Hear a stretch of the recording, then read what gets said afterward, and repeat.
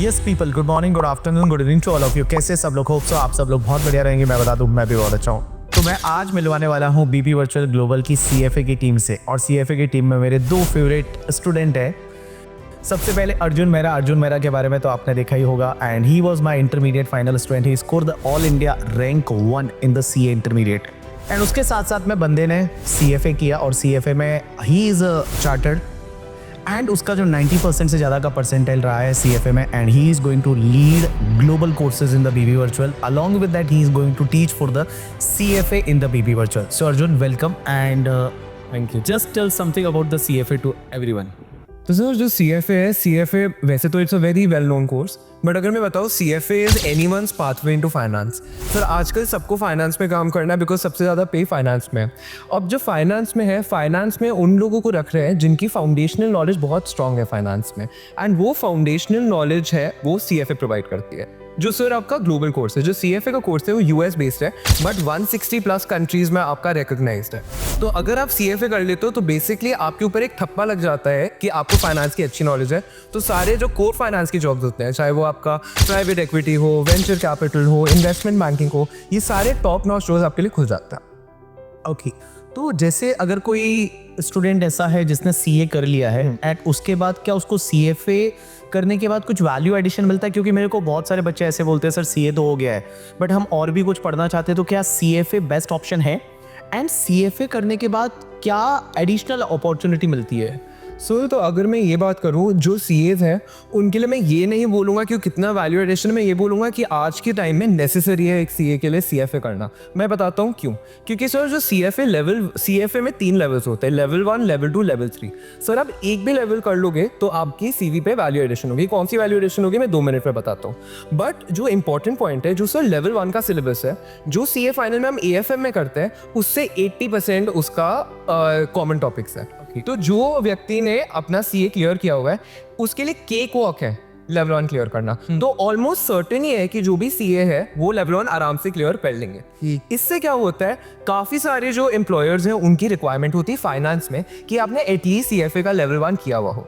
And जहाँ पे नहीं भी होती, तो देखो आजकल के जमाने में ये हालत है कि कोई भी सबको फाइनेंस करना है, तो फाइनेंस की एक पोजीशन के लिए आपके कई बार 100 एप्लीकेशंस भी होंगे, 200 एप्लीकेशंस भी होंगे, वो सारी एप्लीकेशंस भी सीएस की होगी।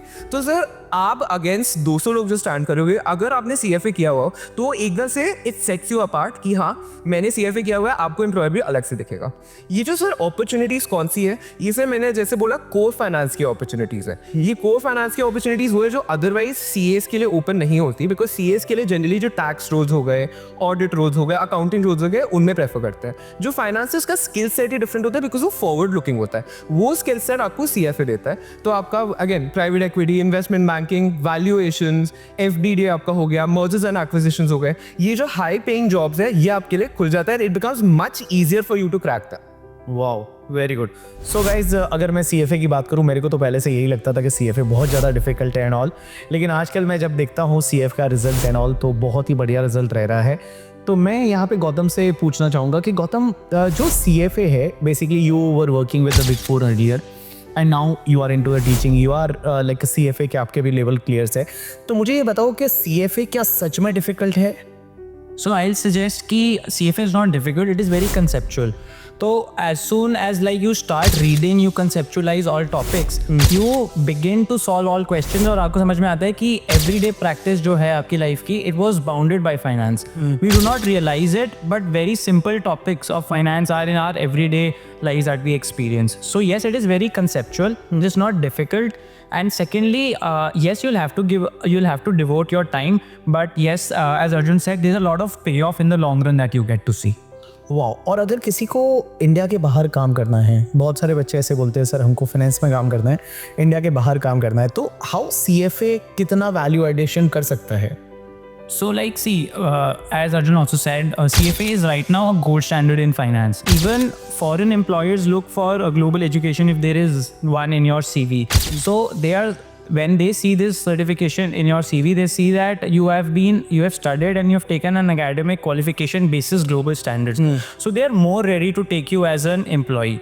And There are very good pay packages if we see when CFAs from India go abroad, because coupled with your knowledge of CA, and when you do CFA, you have a very big market exposure.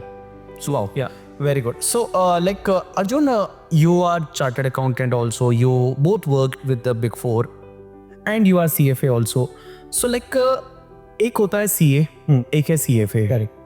Now you have the both the experience कि ये CA भी है, ये CFA भी है.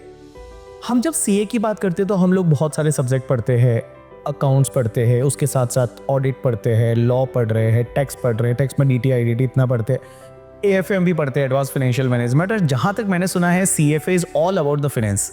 So exactly CFA का जो syllabus है वो कैसा रहता है? मैं आपको sir I quickly take you through the syllabus. जो हमारा लेवल 1 एंड लेवल 2 में सेम सब्जेक्ट्स होते हैं. लेवल 3 में थोड़े चेंज हो जाते हैं, but they are not relevant. मैं अभी आपको लेवल 1 एंड लेवल 2 की बताता हूँ, तो दैट आप समझ पाओ कि हमारे सब्जेक्ट्स कैसे डिफरेंट है.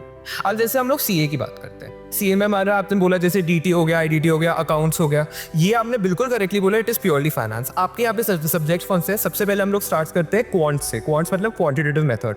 This is high level mathematics. Because जब आप फाइनेंस में जाते हो तो आप एक्सेल यूज करोगे, आपको समझना पड़ेगा डिस्काउंटिंग क्या होता है. जब आप मॉडल्स बना रहे हो वो आपको वो समझाता है. उसके बाद आप इको करते हो. इको में इकोनॉमिक्स में आप यहाँ पे ये नहीं सीखते हो कि छोटे लेवल पे क्या काम हो रहा है. आप सीखते हो कि ओके मैक्रो लेवल पे इंटरेस्ट रेट्स कैसे काम होता है. हम लोग रोज न्यूज़ में देखते हैं कि टैरिफ्स के इफेक्ट, जैसे अभी ट्रम्प ने टैरिफ्स इंपोज किया, उसका इम्पैक्ट क्या होगा हुआ इको में समझते हैं. उसके बाद सर आपका आता है FSA होता है फाइनेंशियल स्टेटमेंट एनालिसिस. ये सर मैं बोल दूँ एक छोटा भाई है आपका FR का, जो हम लोग CA में FR पढ़ते हैं. हाउएवर इसमें हम लोग इंटरनेशनल स्टैंडर्ड्स करते हैं. तो जैसे आपके स्टैंडर्ड्स हो गए IFRS, जो आपके हो गए US GAAP, जो इंटरनेशनली फॉलो होते हैं. हम लोग अपने CA में सीखते हैं AS Ind AS, limited to India.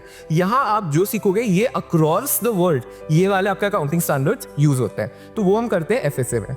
फिर सर आपका एक सब्जेक्ट आता है कॉर्पोरेट इशूअर्स. ये कॉर्पोरेट इशूअर्स से नाम से पता चल रहा है जो पब्लिक कंपनीज है, जो शेयर्स इशू करती है, जो स्टॉक इशू करती है, जो लिस्टेड होती है, उसके बारे में बात करते हैं कि कंपनी काम कैसे करती है, बोर्ड ऑफ डायरेक्टर्स क्या होते हैं, ये सब बताता है. फिर सर हम लोग सिक्योरिटीज में घुस जाते हैं. एक आपका सब्जेक्ट होता है इक्विटी. उसमें आप सब कुछ इक्विटी शेयर्स के बारे में, स्पेसिफिकली डेडिकेटेड सब्जेक्ट कि इक्विटी शेयर्स होते क्या है, कैसे प्राइस होते हैं, वैल्यू क्या होता है. फिर हम एक डेडिकेटेड सब्जेक्ट करते हैं फिक्स्ड इनकम, जो बॉन्ड्स पे बेस्ड है. सर बॉन्ड्स तो लोगों को पता भी नहीं होता कि होते क्या है. बॉन्ड्स के हम सब वैल्यूएशन करते हैं, या हम समझते हैं बॉन्ड्स होते क्या है, वैल्यू क्यों होते हैं, कैसे होते हैं, इशू कौन करता है, क्या टाइप का होता है, वो हम डिटेल में बात करते हैं. हम सर उसके बाद बात करते हैं डेरिवेटिव्स का. एक अलग इसमें सब्जेक्ट ही है कि sir derivatives forwards call put क्या होता है, बट प्रैक्टिकली वो यूज स्टॉक में होता है और उसकी वैल्यूएशन कैसे होती है.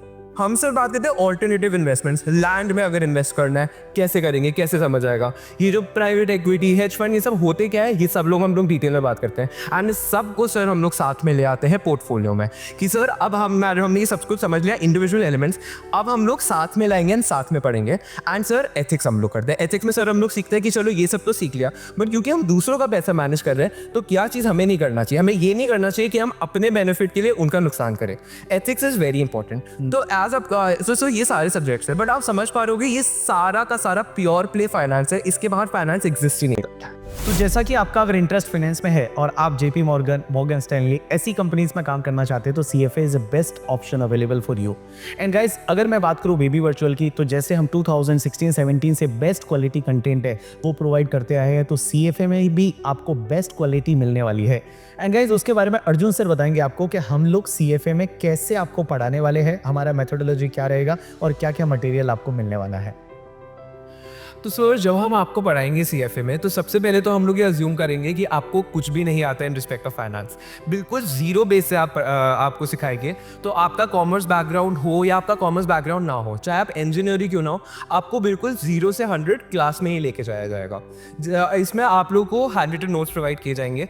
सर ये जो हैंड रिटन नोट्स है इसमें आपका पूरा का पूरा syllabus top to bottom covered होगा. कितने पेजेस में? अराउंड 400 to 500 पेजेस में आपका पूरा का पूरा लेवल 1 100%. ऐसा एक भी कॉन्सेप्ट नहीं होगा जो इसके बाहर है.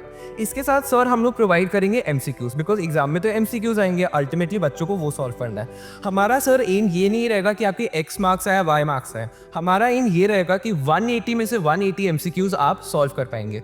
इसके लिए सर हम एक बहुत कॉम्प्रिहेंसिव MCQ बैंक बना रहे हैं, जिसमें अबाउट 3,500 से 4,500 MCQs होंगे, जिसमें आपका पूरा लेवल 1 कवर हो जाएगा. आप उसको डिलीजेंटली कर लेंगे, आप बहुत आराम आराम से, ना कि क्लियर कर पाएंगे लेवल 1, बट बहुत आपका अच्छा स्कोर आएगा।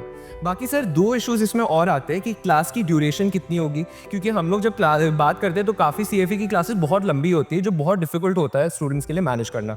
तो सर हमारा जो सारा सिलेबस है 200 to 250 आवर्स में हमारा पूरा का पूरा सिलेबस क्लास में कंप्लीट हो जाएगा।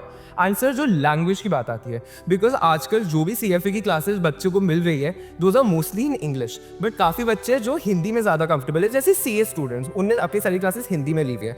तो सर हम लोग अपना जो बैच करेंगे वो हिंदी प्लस इंग्लिश में करेंगे, सो दैट सबको समझ आ जाए। And ultimately as we keep going एक इंग्लिश ओनली बैच भी बनाएंगे, सो दैट सबको हम लोग आराम से केटर कर पाए।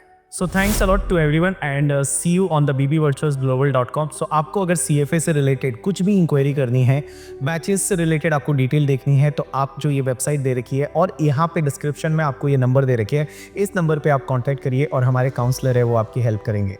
Study smarter, crack CFA faster.